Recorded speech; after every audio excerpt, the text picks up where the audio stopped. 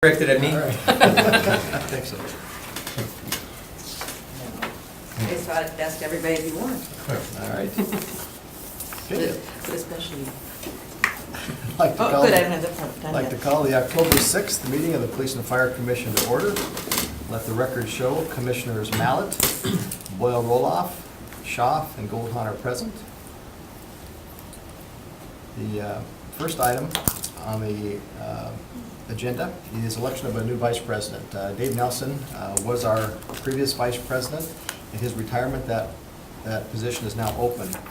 We will have a regular election of both president and vice president next summer, probably at the June meeting, since the terms typically start in May, and that'll be the end of the two-year cycle for those positions. So we need to elect a vice president to serve between now and our next election in June of next calendar year. So with that, I will open the floor for nominations.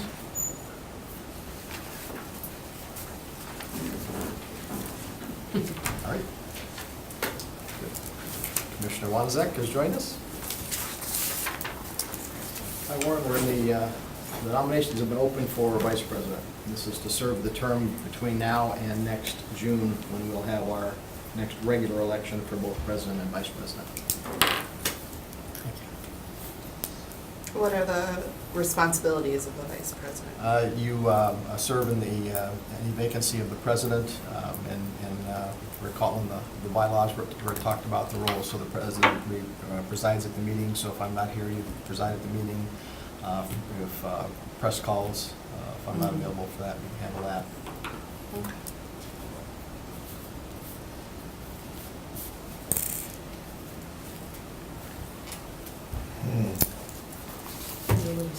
And if I might offer a suggestion. Commissioner Schaaf is our longest-serving commissioner. In my recollection, she's never missed a meeting. She's also an active participant in interviews and those other things. So if you wanted a recommendation for me, I would highly recommend Commissioner Schaaf as a vice president. Yeah. I second that. All right, well, I'll take that as the motions, or the nomination. So we have a nomination of Nancy Schaaf. I'll second that. Okay. All right, any further nominations? If I remember my Robert's rules, I have to do that 3 times. So any further nominations once? Any additional nominations? Second. Any additional nominations? 3rd time. All right, we'll accept a motion for the nominations to be closed. Second. I'll take Commissioner Mallett is making that motion. Is there a second? Okay, Commissioner Roloff seconds. All those in favor for nominations being closed? All right. Opposed? All right. Then I will accept a motion for election by acclamation of Commissioner Schaaf as vice president. So moved. Moved by Commissioner Wanzek, Second. seconded by Commissioner Mallett. All those in favor? All right. Aye. Opposed? Nancy, congratulations. Vice president. Hard fought. Yeah, it was. That campaign was tough. Should we take our yard signs down? Yeah, Yeah, we can do that. spread the word. Next item is approval of the minutes from the Police and Fire Commission held September 1st. Those minutes are in your packet. Are there any questions or changes to those? Hearing none, accept a motion to approve. So moved. Moved by Commissioner Schaaf, Second. seconded by Commissioner Roloff. Any further discussion? Hearing none, all those in favor? Aye. Aye. Opposed? Okay, the minutes are approved. President's report. Commissioners, we serve 5-year terms, and oftentimes the commissioner is not able to even serve the 5 years because they move out of town or something like that occurs. Or often at the end of a 5-year term, the person has opted to move out of the position. Recently retired Commissioner Nelson actually served 2 full terms of 10 years on the commission, what I think is pretty dedicated service to the community. So when he decided he didn't want to apply again for a 3rd term, I told him I would like to do some kind of a recognition event for him. And I thought about just a gathering after a meeting or something like that. But I know there are a lot of people in both the police departments and the fire departments that would like to say goodbye and thank you, because as as the data will show, when we do these things, a lot of people that we've hired over the years have been under his term on the commission. So we're going to do 2 events. So the one for the police department will be in conjunction with the swear-in next Monday. And then I've already talked to Lieutenant Gehring, and we've got him some data for a slide, so he's set for that. And then, Chief, I was going to ask if when we graduate the next batch of recruits next spring, is we could do a similar one with the fire department. Great. I thought that would be easier than trying to do one, because I know there's a wide range of people from both departments that would like to get in and do that. So again, Monday at the swearing-in ceremony, we'll do that. What time is that at? That is at 9. At police headquarters, they'll be on our second floor in the training room.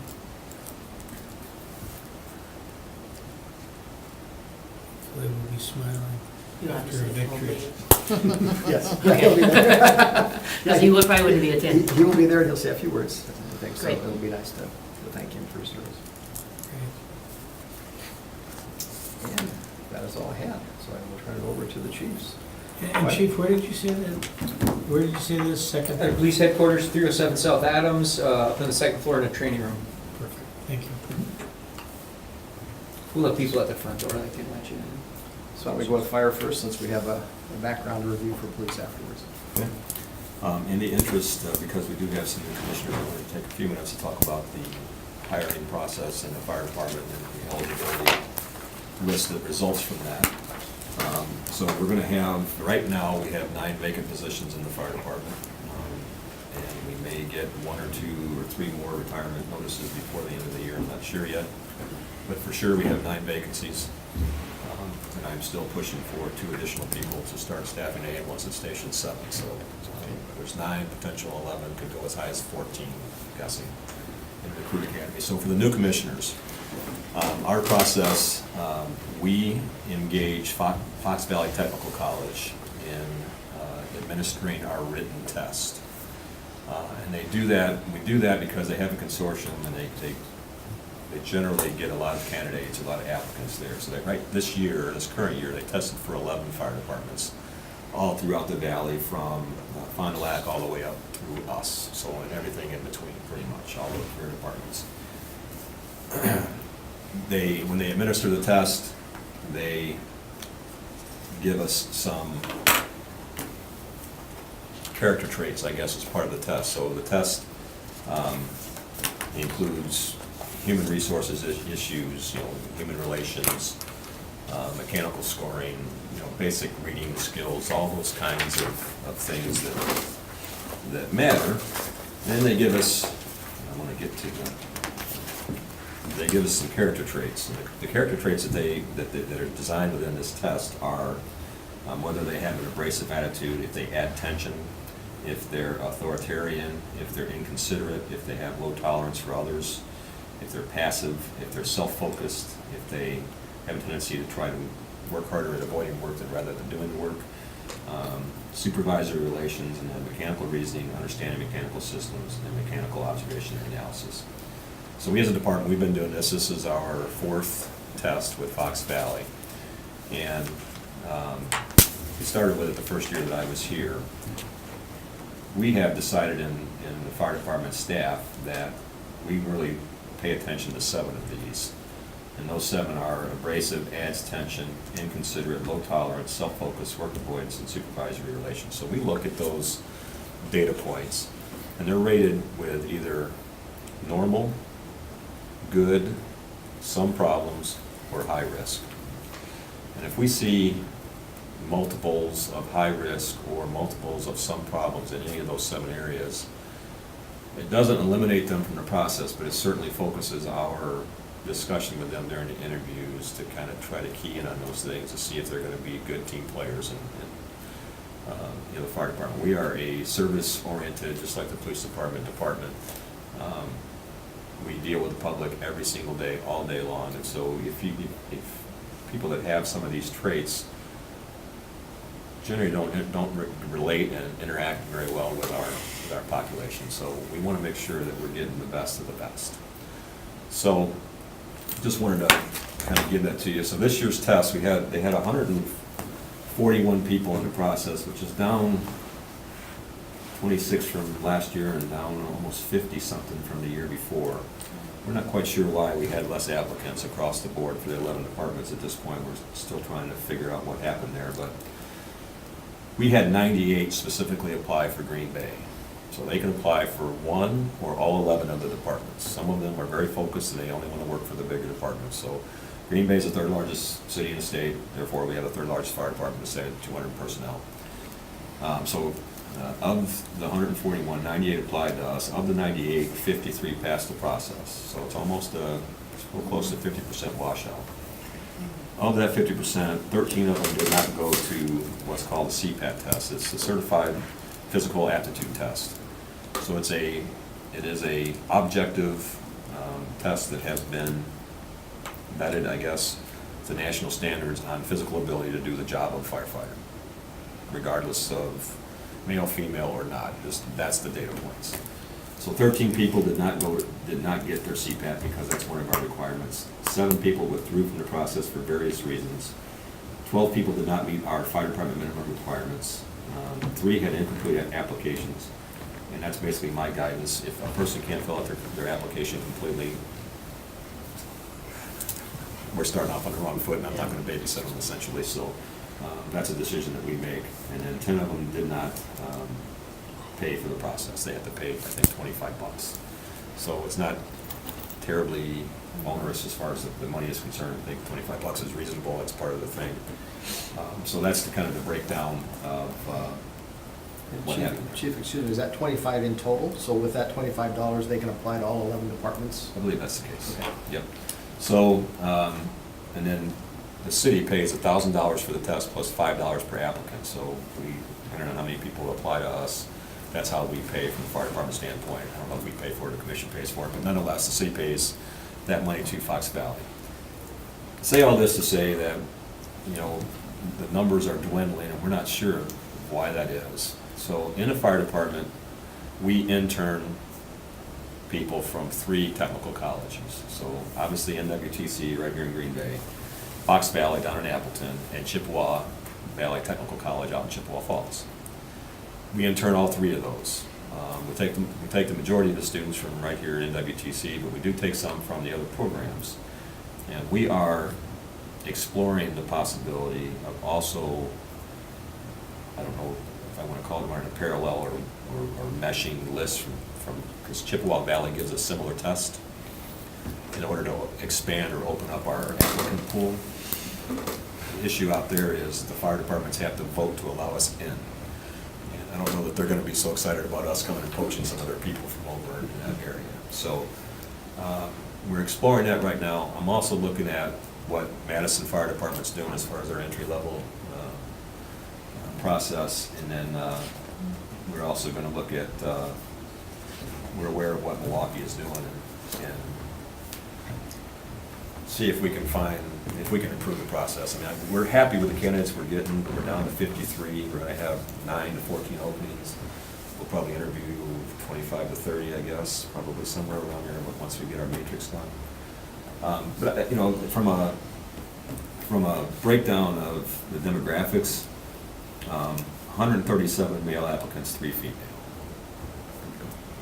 You know, from ethnic background, 126 white, 1 African American, 1 Asian, 6 Hispanic, and 4 American Indian.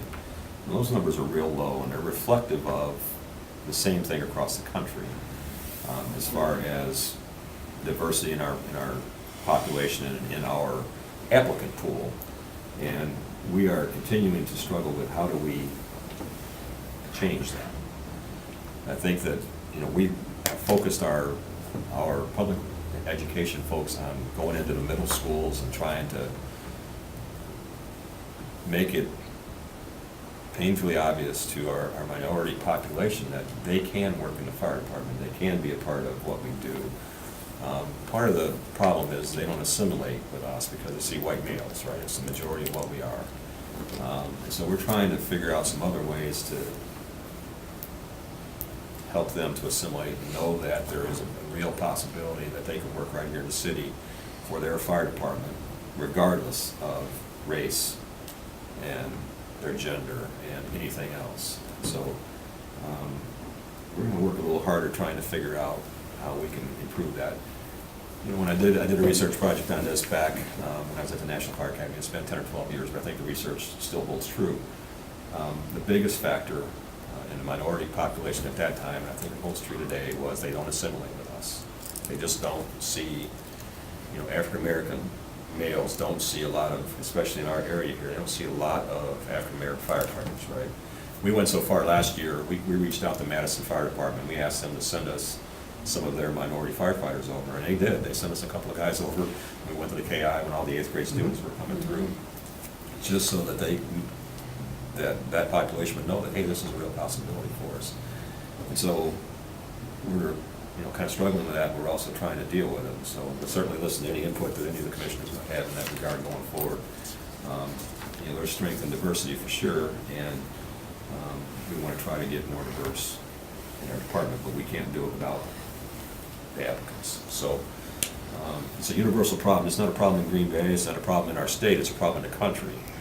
And so we're trying to work through some ways of, you know, trying to address these things. So just wanted to put that out on the table, make sure it's out there so everybody, especially the new commissioners, that you guys understand where it's at and how we're dealing with it. So I think right now we're scheduled for interviews all day on October 24th and October 26th.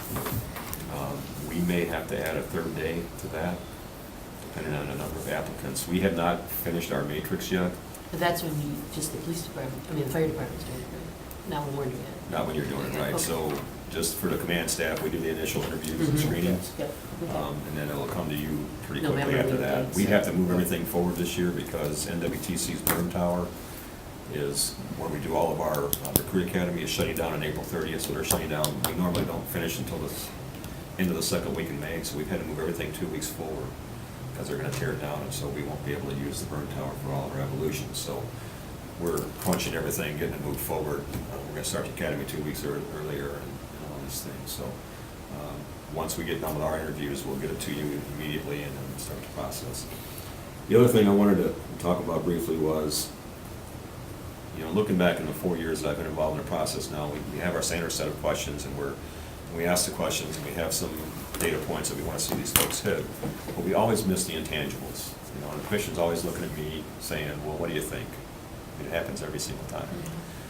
And we can grade the specific questions, but we've never given any kind of consideration to what I consider intangibles. So an intangible would be, and I don't have a full list yet, but just some of the things that we're thinking about would be, have they interned with us, and did they get a successful evaluation from their captains that they work with? Should they get some credit for that? I believe that they should.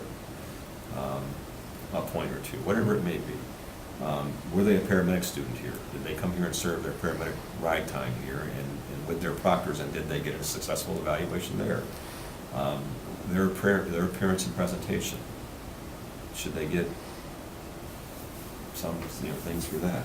If they've got letters of reference from people in the industry, should that serve as something intangible? So, and that's not an exclusive list, we're still working on that.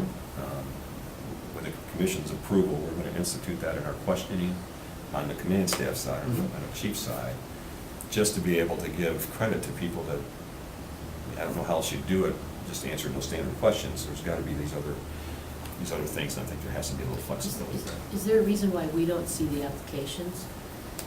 I mean, if we, because, you know, sometimes we depend on them being able to tell us all that, and some of them are very good at giving all the detail, but some of them kind of skip over. Yeah, I think Jen will have, I have the applications in my office. I mean, that would She help will- us get all into everything. She will have them. Okay. Most certainly, and, you know what, I don't know if it's a rather copying or how we would, You mean you don't get them when you do the interviews? You don't get a copy of the And so we depend on application? them, am I right? Yeah, and in fact, and I assumed it was an issue with confidentiality, because we don't even get last names when we're doing the interviews. So the candidates we get their first name, their last initial, and we don't see any documentation. In fact, when they have documentation with them that they want to give us, they'll give those to Jen.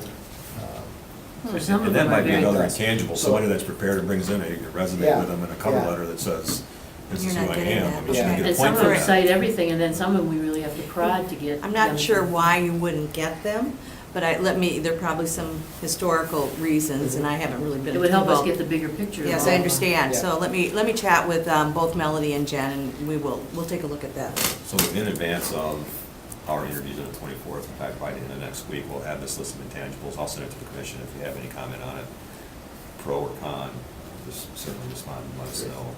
We just want to be able to, it's hard to give somebody that answers the question but goes way above. The scale's 5, the scale's 5. It is what it is. So if we had an intangible category that says this guy really did, or this guy or girl did something really, really extraordinary in this interview, we should be able to give them some points for that. You know, set them apart, so. I should probably know this, but that test they give at Fox Valley, is that all question paper test or is Yes. it interactive? No, it's all, it's a standard written test. In fact, I had 2 of my staff go take it. I don't have the results yet, because we wanted to see, actually one of our battalion chiefs and one of our training captains took the test itself, just because we wanted to kind of give it more validation. That would be interesting, And I don't yeah. have those results yet, but as soon as I do, I mean, they have the results, they haven't signed a release for me to get. They're afraid. I paid for the test, they're gonna sign the release, so. It'll be interesting to see. I'm not worried about that, they're very solid guys. I just want to see, make sure that what we see, so. And just, the last thing, you know, in here, there was, I think there are 8 people that were recommended for not hire. And most of those were based on their mechanical score, mechanical scoring, or mechanical reasoning scoring. And that, to me, is not a huge issue. And one of the candidates that failed in that was one of the female applicants that we happen to know is really outstanding. So that's why we're looking at this thing. We never have taken the mechanical reasoning into our judgment of it. But that's just an example of somebody that we've had that we know that's been an assistant that we know is really good, didn't pass that part, and so they're not recommending them for pass. We hired a few of those people in this last round, and they're doing just great. So, I'm happy to answer any questions. But that was our choice as to how much to weigh that mechanical test. And so this is an internal question and decision to change that, okay? That is correct. Yeah. They gave us, the staff at the city gave us some dates for your interviews, so we could narrow down some dates. Could you give us just a quick, for the newbies, what the process is, how that works, you know, coming up, so we Sure. We'll, anticipate what we're gonna do? depending on how the commission, it's really up to your schedule, because we'll make our schedule work. Typically, we've done between 8 and 10, 11, 12 in a day. Those interviews typically last about 20 minutes, 15 to 20 minutes with 5 minutes in between for discussion and scoring. And there's a standard set of questions. The commission can change those questions. That's completely up to the commission. Anything that you're interested in a specific area. Candidates answer the questions, you score them at the end, they're compiled, they're meshed with what we do from the chief standpoint. So on my standpoint, myself, my 2 assistant chiefs, and 1 battalion chief sit in on those interviews, the initial interviews. And then we score them, and then we pass them on to the commission, and then one of us sits in with your interview is just to provide any kind of,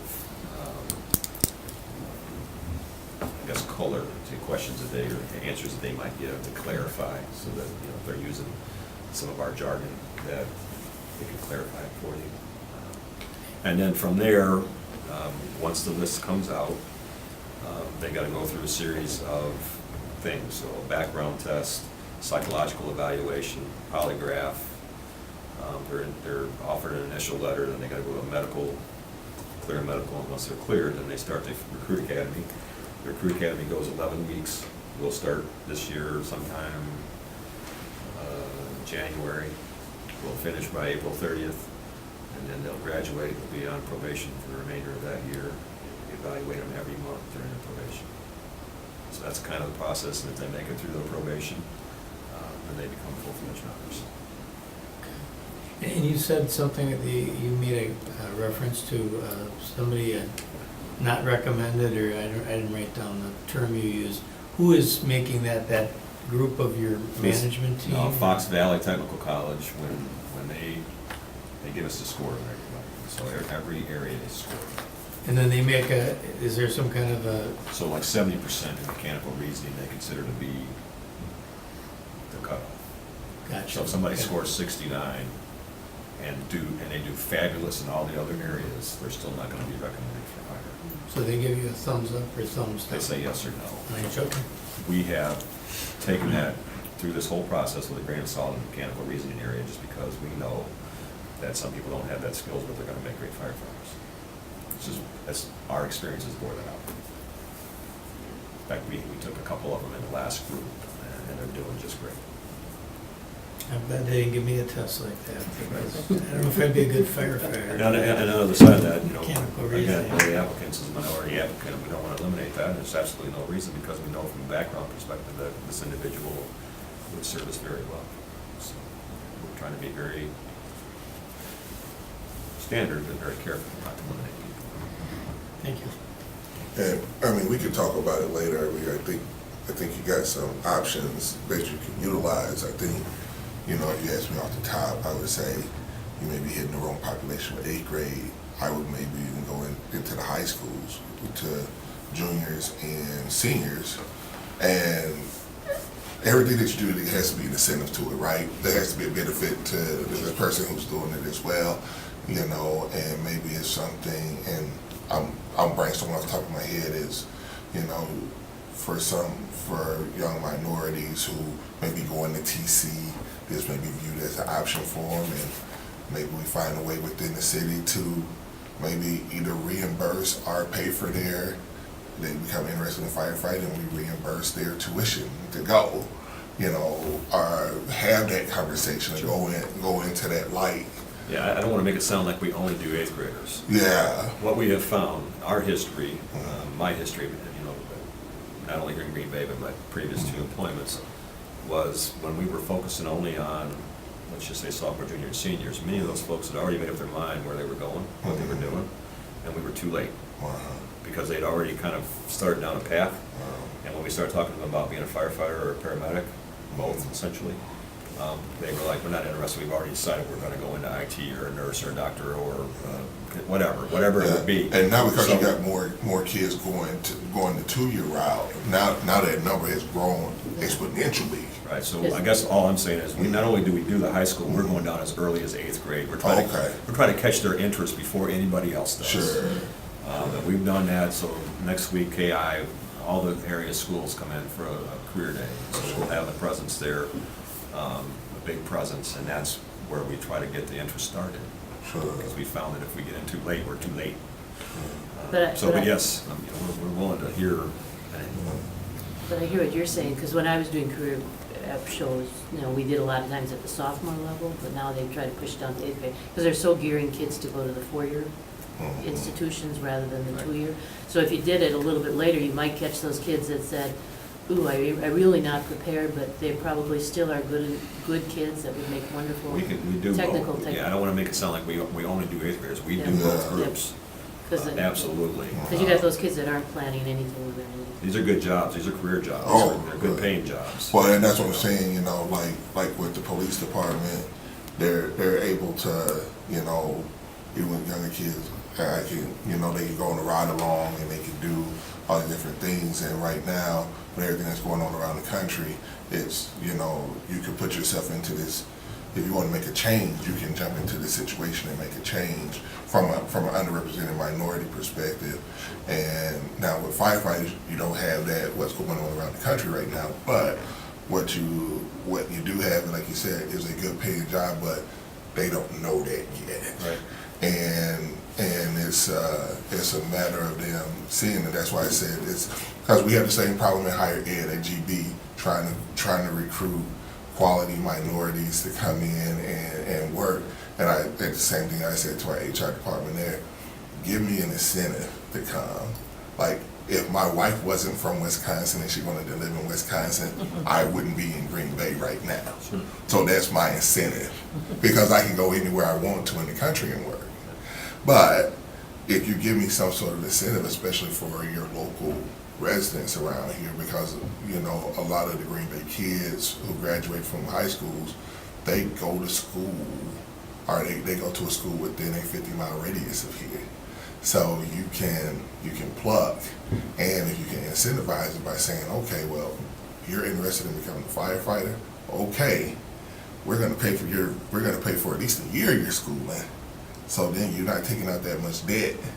And then I think you can open up some more eyes. But I think we can also talk with some of the community leaders who work with young minority youth as well and find out what we can do. I mean, those are all open conversations we Yeah, can have. and we have an Explorer program that is active. I think we have 12 high school age. I think it goes from 13 to 17. And so that's an opportunity.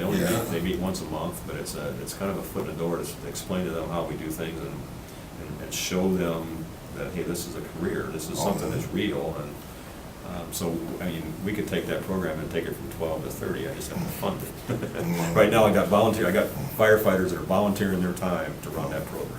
Have any of your programs been at the Boys and Girls Clubs? That's what I was gonna ask too, have you looked Because at? that's where you have a great group that they'd be real excited to have you come some night. I'm sure, I honestly can't answer that question, but if I know that my PR people, I know that they have been there. Because that's where you would, Some you know, you get into that population a lot. Yeah, but we can, I'd love to work on something like that with your chief and help out with that. Happy to have the help. I mean, it's something that we're serious about, so. That ends my report. Just an added commercial on the good side of using Fox Valley Tech. I think I was here for 2 years in the old system before you got here and before we did Fox Valley. But we've gotten great candidates all the way through. The number of good candidates we've had since going to the Fox Valley Tech and the clearinghouse applications has been many more. So they've made our true point. We've had to turn down a lot of good, high-quality candidates because we didn't have enough room since then. So it does open the door to become much stronger candidates. Yeah, I mean, having those character traits are really important. It's just an insight into, are they good team players, and are they good public servants? Do they have the attitude to serve people? And that's really what we need to have. And we've been very happy with what's happened in the last 4 years, for sure. So. All right, any more questions for the chief? Sorry I took up all that time. We have till 6. It says downstairs we're here till 6. All right, everybody have a good day. All right, thank you. Thank you. Chief Smith. Sir, well, a lot of stuff going on with us. I'll start with the pink badges. I don't know if you've seen these. We're wearing the pink badges. 220 of them they sold. Raised about $3,000. So for the month of October, most of our guys will be wearing, most of our officers will be wearing these pink badges. And, you know, a lot of good feedback. A lot of people are saying a lot of good stuff about it. Us coming up on, even at the coffee shop. Saying, oh, that's so great. You know, everybody has some way they can relate to breast cancer, so that's good for us. We do have a graduation on Monday, May 9th, which you're obviously cordially invited to. We have a couple of officers that we're going to be swearing in, and looking forward to that. Quick update on the homicide that occurred. The most recent one was the one over on Lime Kiln. That occurred on a Sunday evening. Let me correct myself on that. That shooting the other day was on a Sunday. This homicide occurred on Thursday evening, about 10 o'clock. Both suspects were in custody by 11 o'clock the next morning, as well as the gun. Basically what happened is three guys knew each other. Two guys came here from Detroit. They referred to each other as brother, but we don't believe they were related. They were in a dispute over a girl. One of the disputants got a hold of a gun and gave it to the shooter, and then they went down there and set this guy up, and the guy came up and they shot him 4 times and killed him.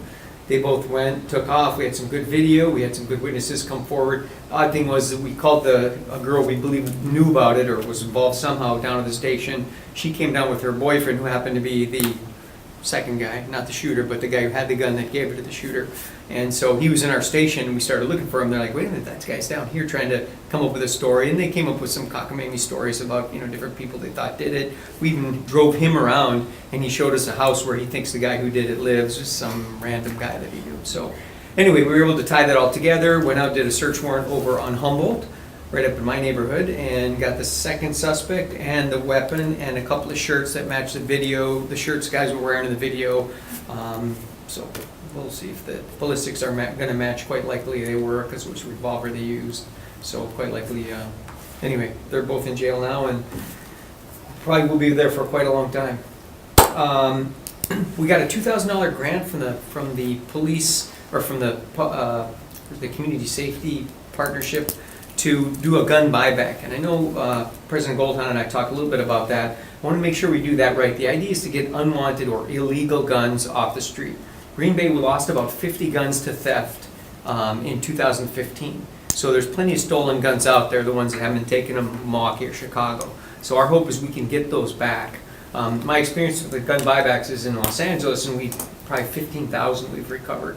Many times they're stolen guns, so what we'll do is we'll run them, make sure, see if they're stolen, whatever. Sometimes mothers or grandmothers will find a gun in their kids' room, and they'll use it as an opportunity to grab it. They'll have a place to put it, and they'll have a way to get rid of it. Sometimes we find some stuff, World War II guns. Sometimes people bring home machine guns from World War II. We got a bunch of those Sten guns from World War II that are fully automatic, shoot a 9mm, and somehow Grandpa brought one back, and it's been sitting in the closet ever since, or in the basement or in the attic, and people just don't know how to get rid of it. So $2,000 doesn't go too long or too far, but we'll see how it goes. And if we can get some unwanted guns, some illegally owned guns, or illegally possessed guns off the street, get some stolen guns returned to the rightful owners, we'll be in good shape, I think.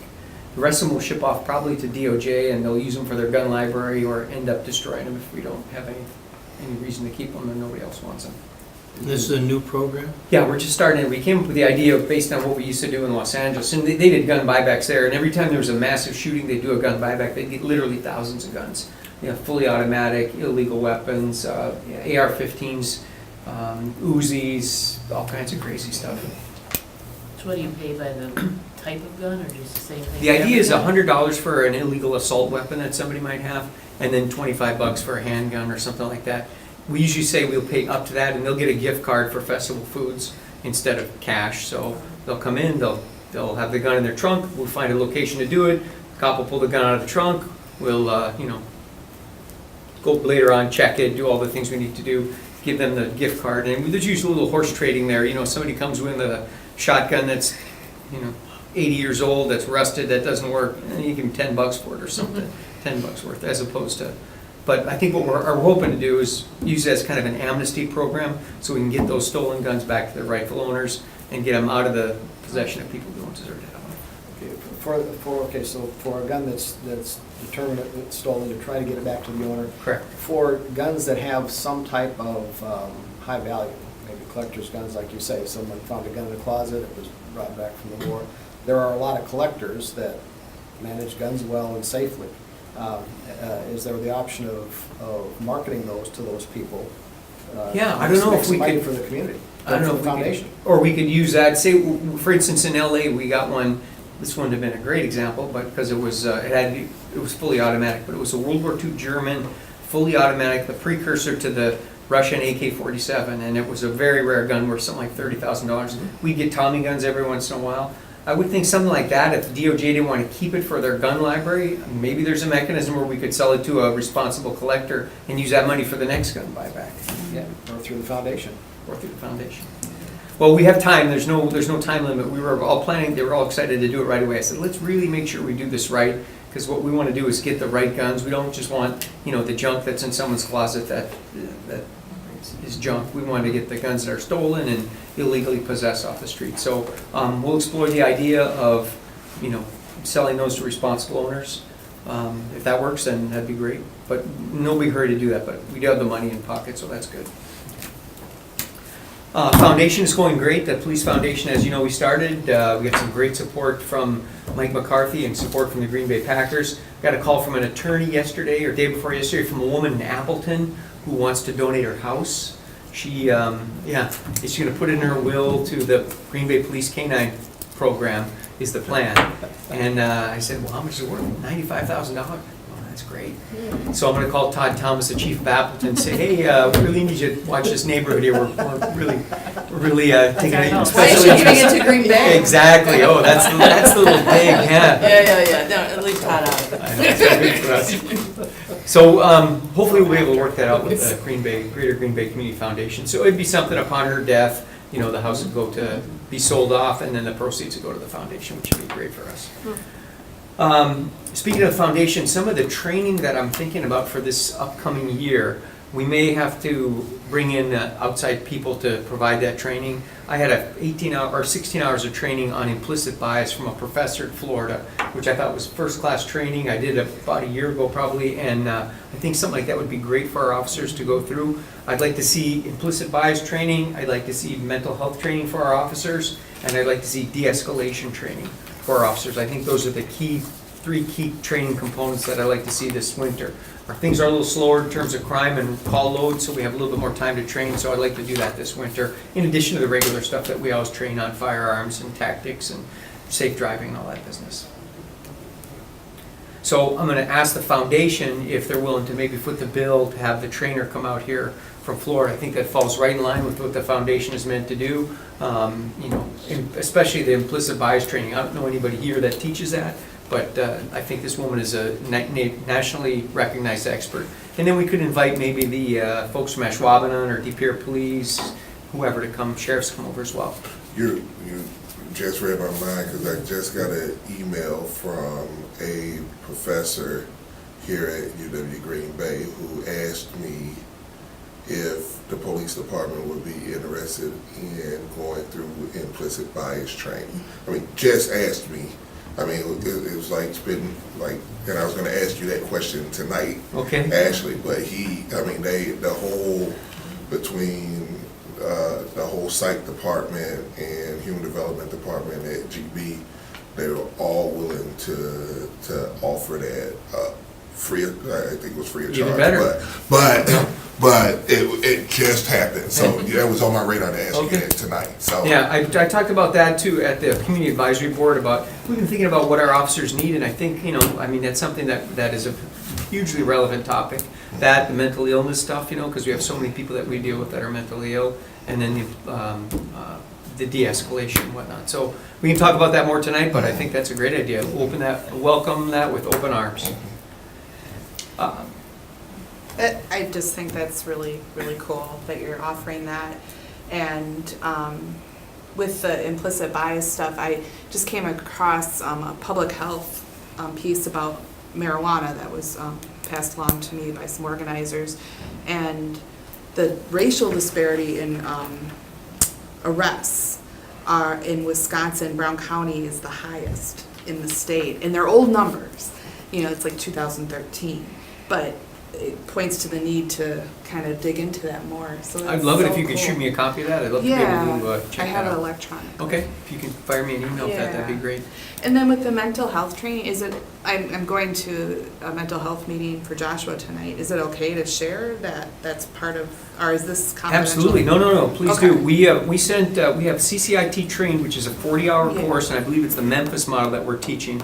Well, I think we have 47 officers, don't quote me on the exact number, that have been through it. I've got 2 more scheduled to start next week. As far as the mental health, one of the other things I want to mention is we'd like to make 2 police officers full-time mental health officers. We've been doing it on a special project basis since beginning this spring. We've had 6 officers now that have gone through it. I'd like to make it a permanent spot just because I think having that expertise, having that ability to deal with these folks, knowing what resources are available, and being able to go out there and handle these calls so that we don't get these calls over and over and over. One week, I think we did 51 EM1s on different people. One guy 3 or 4 times. He'd get off his meds and he'd decompensate, and suddenly he's getting EM1 again. So I think it would be a cost-effective thing for us to do. And I think it's a big bite out of our patrol force, but I think even the officers realize that we had some people that are well-trained to do it. As I mentioned many times before, I'm hoping that the county kicks in 2 bodies as well, so we can have 2 teams out there, cover almost all day, 5 or 7 days a week, and hopefully then, my idea perfect would be a clinician team with a police officer who's got an aptitude and interest, and then they work together and we double up our numbers. We're still trying to grind the county out of 2 bodies over there, so I haven't given up yet. EM1s are all in mental health. EM1s are the 72-hour hold that we put people on for having a mental health crisis and the ability to take care of themselves. Sometimes I read those reports, I'm not sure with all those. Yeah, little jargon. We used to call them 5150s where I came from, so it's just a different, same thing, different jargon. Also, 2 other things. We have a new juvenile officer, so they're going to be doing full-time juvenile stuff. It's Liska, Tracy Liska, and she came through, we did interviews, and she came through, number one, a seasoned officer, interest in kids, and has been doing a good job. So my hope is that we can do more with kids and more with juvenile programs, expand our Explorer Scout detail from 18 kids to, I told her, 1,800 kids, and if we have to hire a new officer to handle all the kids, then so be it, we'll do it, because I think us working with kids is really key to the future in Green Bay of keeping our crime rate really low.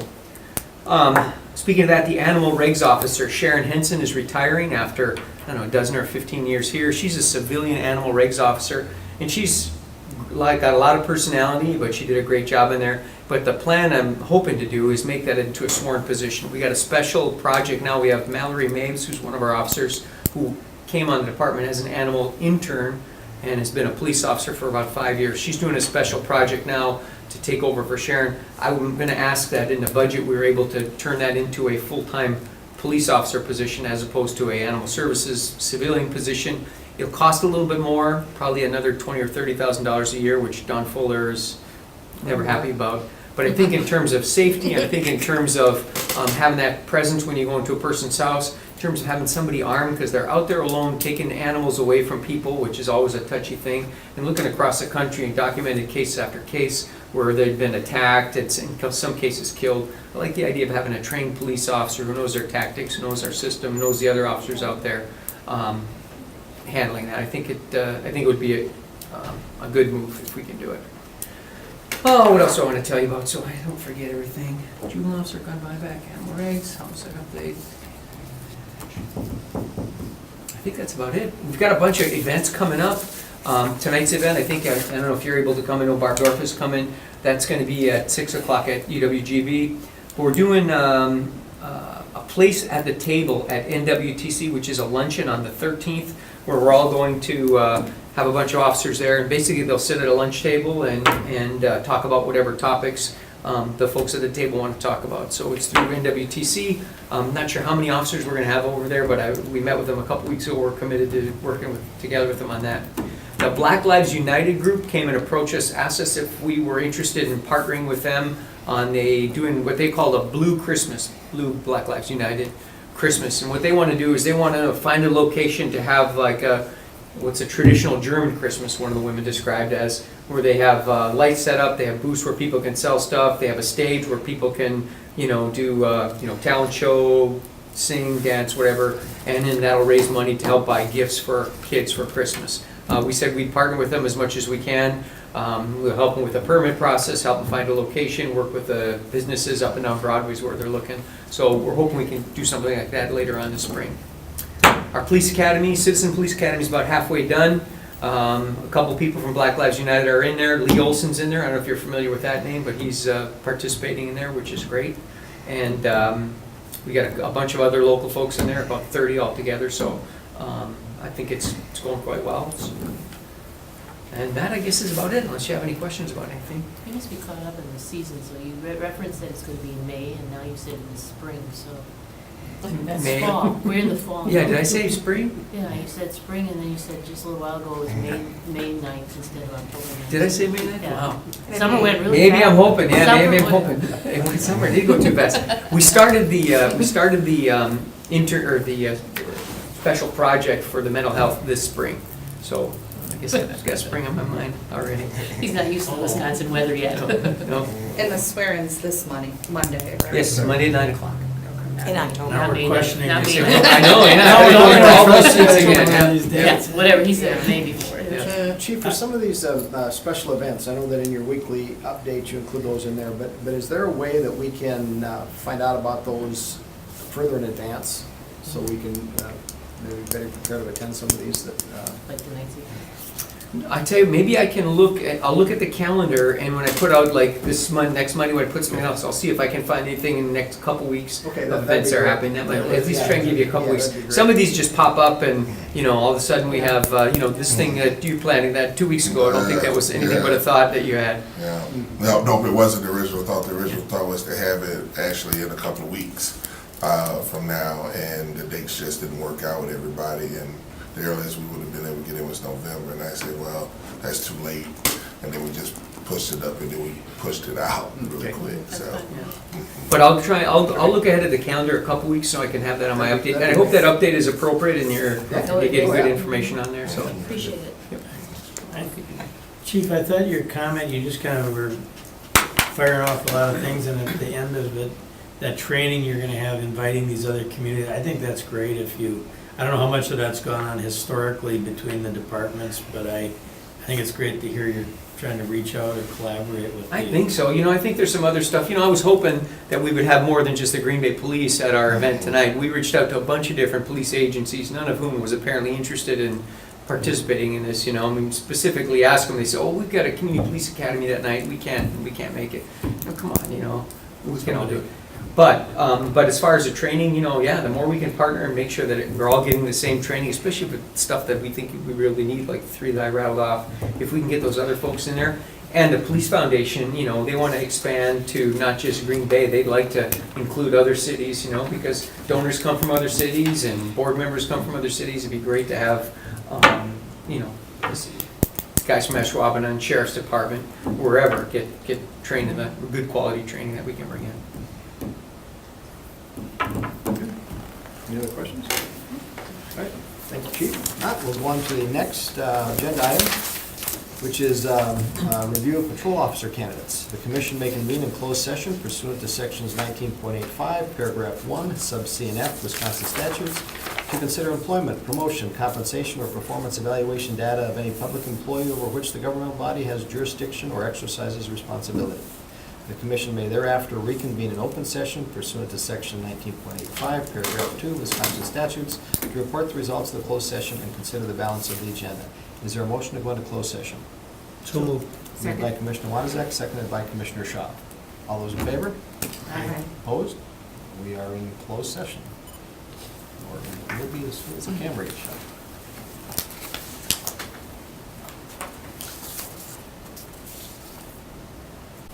There you are.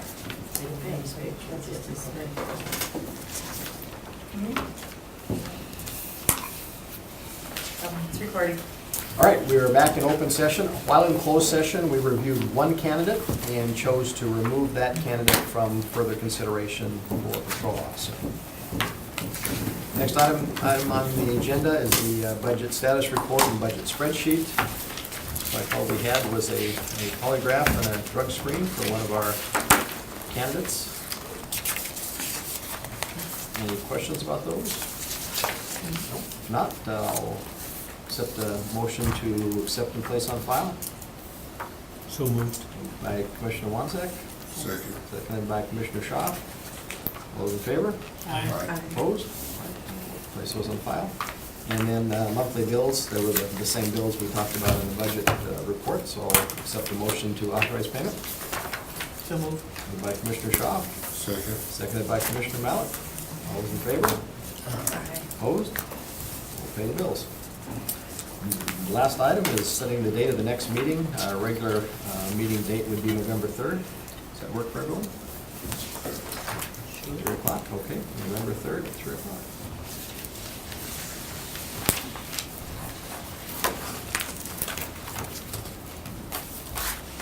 Motion to adjourn? So moved. Moved by Commissioner Wozniak, Second. seconded by Commissioner Mallett. All those in favor? Aye. Opposed? We are adjourned. Chief, I thought you did a great job, especially with that being the first meeting, and with the way, the venue helped obviously, but you had a lot of, I thought your officers and your upper management were very, they seemed excited about it. I mean,